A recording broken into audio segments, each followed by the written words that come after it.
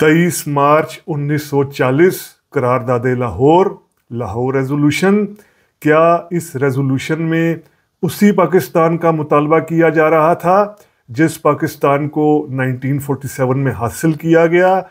अगर जवाब है हाँ, तो फिर इस रेजोल्यूशन में एक से ज़्यादा आज़ाद स्टेट्स की बात क्यों की गई? इस करारदाद में लफ्ज़ स्टेट किन इलाकों सूबों के लिए इस्तेमाल किया जा रहा था? क्या चाह रहे थे इस वक्त के मुस्लिम लीगी लीडर्स?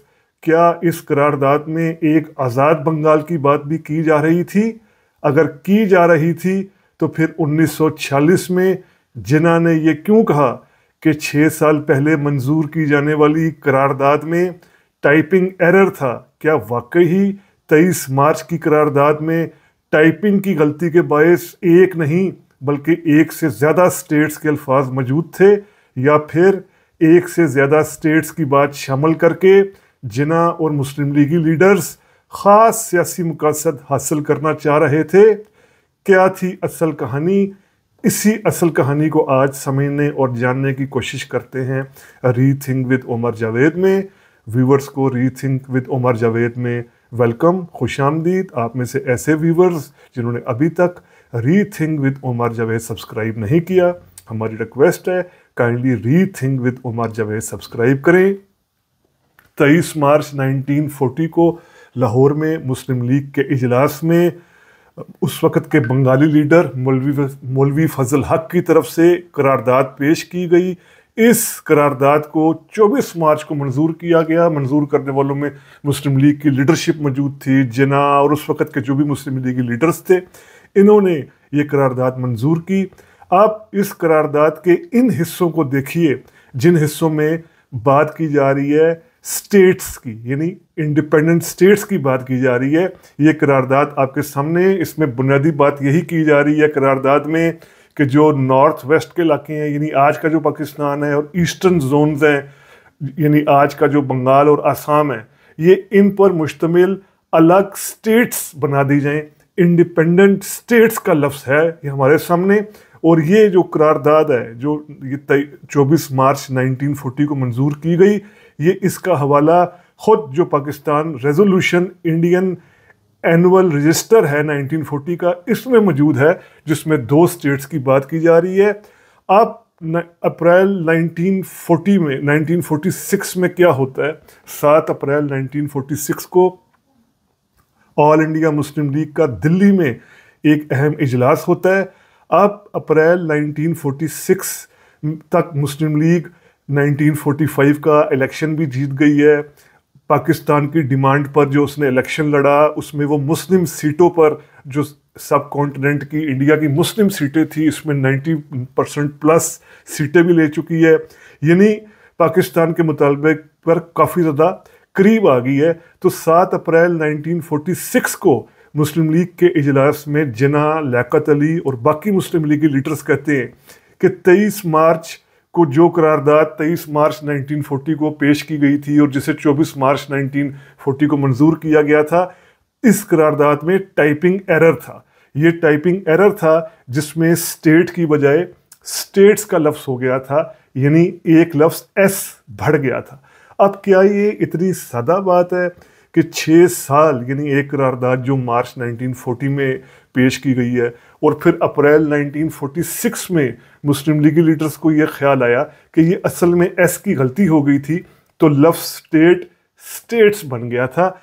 ये असल में क्या सारी सूरत हाल थी? असल में क्या गेम थी? क्या सियासी मकसद थे? ये हम खुद समझते हैं। उस वक्त के जो ब्रिटिश सोर्सेज क्या कह रहे थे, उस वक्त के बंगाली लीडर्स की अप्रोच क्या थी, और फिर ख़ुद सबसे बढ़कर जिन्ना की अप्रोच क्या थी। तो इस वाले से जो हम अगर अंग्रेज़ी कॉन्टेक्स्ट देखें, यानी ब्रिटिश बात करें कि बरतानिया का क्या मौक़िफ़ था, तो उस वक्त के जो ब्रिटिश वासराय थे लिनलिथगो, ये ख़ुद लिनलिथगो कहते हैं कि रेजोल्यूशन में जो डिमांड थी वो एक मुस्लिम स्टेट की नहीं थी बल्कि इंडिपेंडेंट स्टेट्स की थी, ज़्यादा स्टेट्स की थी मुख्तलिफ इलाकों में जहाँ मुसलमान मेजॉरिटी में है।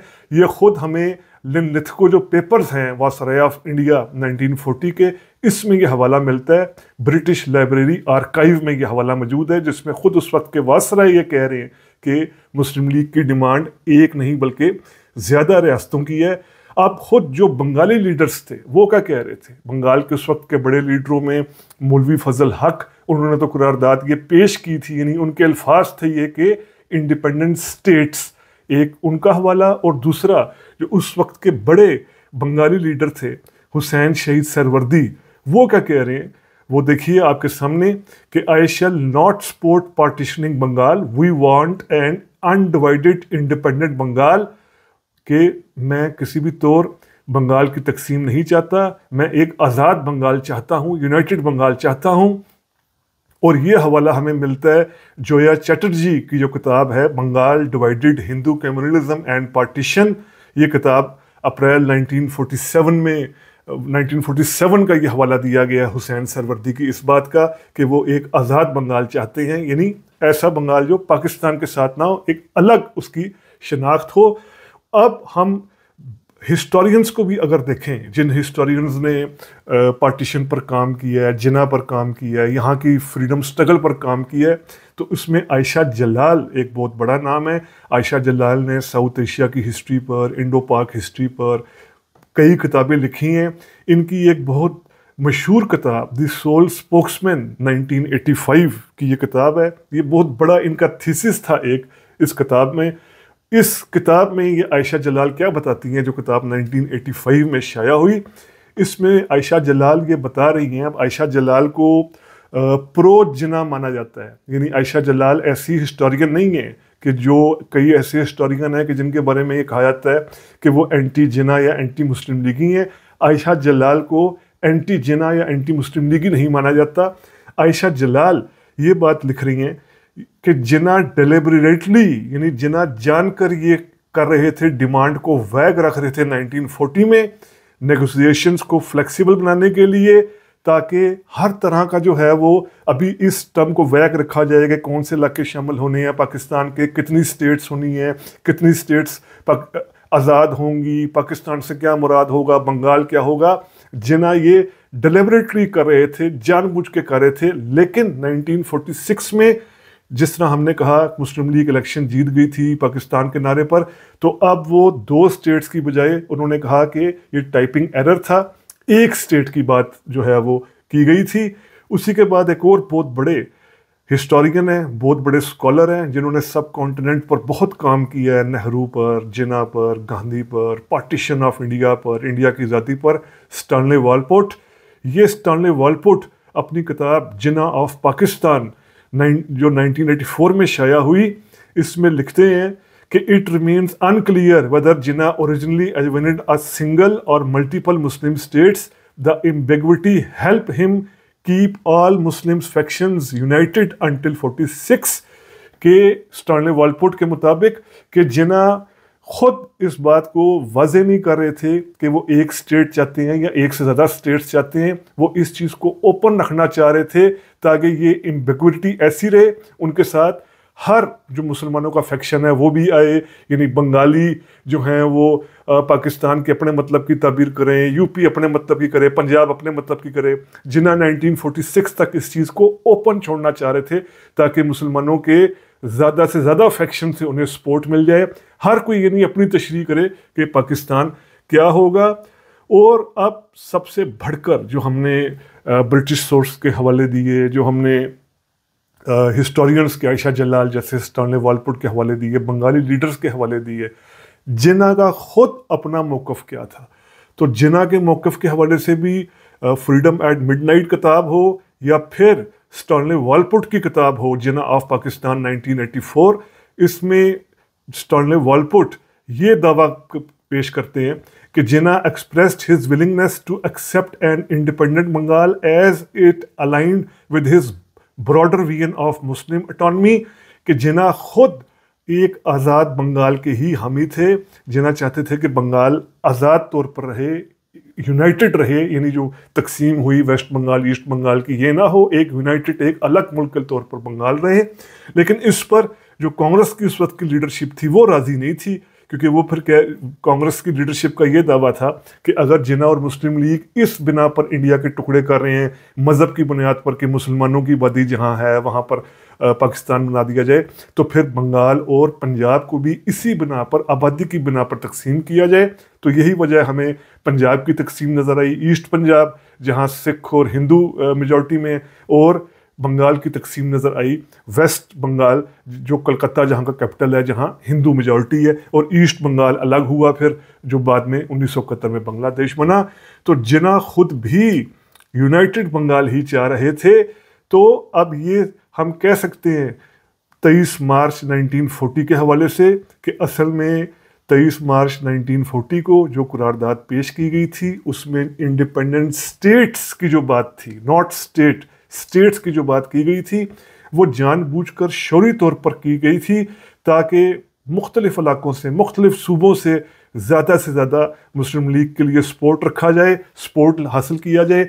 एक कैटेगोरिकल कोई डिमांड ना बताई जाए जी एक स्टेट होगी, उसकी डेफिनेशन ये है, वो कौन कौन से इलाके होंगे, बल्कि इस चीज़ को ओपन रखा जाए। तो ये 23 मार्च को अब 85 साल का अरसा हो गया। आज 2025 में जब हम 23 मार्च को इस तरह देख रहे हैं, जायज़ा ले रहे हैं, तो 85 ईयर्स हो गए।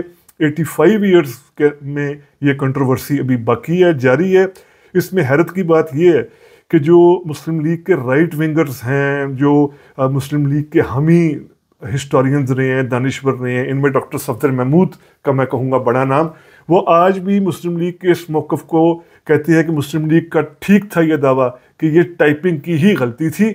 लेकिन ये बहुत मज़ाक़ खेज़ बात है कि टाइपिंग की गलती, इतनी बड़ी करारदाद पेश हो रही है इंडिया को डिवाइड करने की, और 6 साल तक, यानी 1940 से 46, 6 साल तक किसी की भी नज़र नहीं गई कि जी इतनी बड़ी टाइपिंग गलती हुई हुई है, ये स्टेट लफ्ज़ स्टेट्स में है एस की गलती की वजह से।